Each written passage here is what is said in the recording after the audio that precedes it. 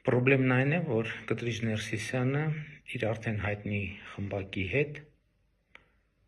պղծության շղթաների մեջ է կալանել մեր սրբության սրբոցը Մայրաթոր Սուրբ Էջմիածինը։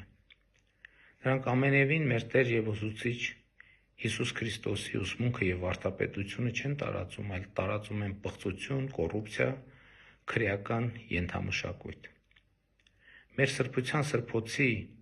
Մայրաթոր Սուրբ Էջմիածնի ազատագրման օրակարգը վաղուց է հասունացել, և այսօր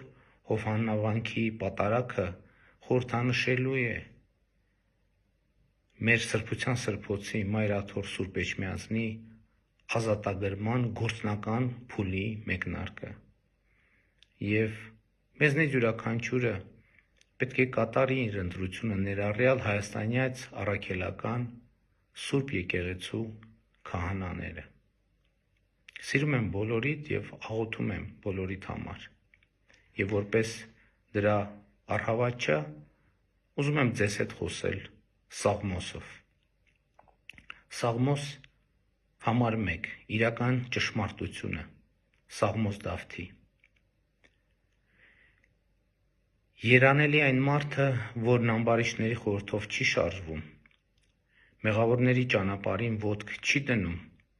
և հանցագործների հետ համախոհ չի լինում, այլ հաճույք է ստանում Տիրոջ օրենքներից և գիշեր-ցերեկ խորհում է նրա պատվիրանների մասին։ Նա նման է ջրերի հոսանքի վրա տնկված ծառի, որ իր պտուղը ժամանակին կտա, իսկ նրա տերևը չի թափվի, և ամեն բան, ինչ էլ որ անի, կհաջողվի նրան։ Այսպես չեն ամբարիշտները, այսպես չեն, այլ նման են հողմափոշու, որ հոսում են երկրի երեսին։ Ուստի ամբարիշտները չեն դիմանա դատաստանին, ոչ էլ մեղավորները կլինեն արդարների հավաքի մեջ, քանզի Տերը գիտի արդարների ճանապարհները, իսկ ամբարիշտների ճանապարհները կորստյան են տանում։ Փառք նահատակներին և կեցցե Հայաստանի Հանրապետությունը։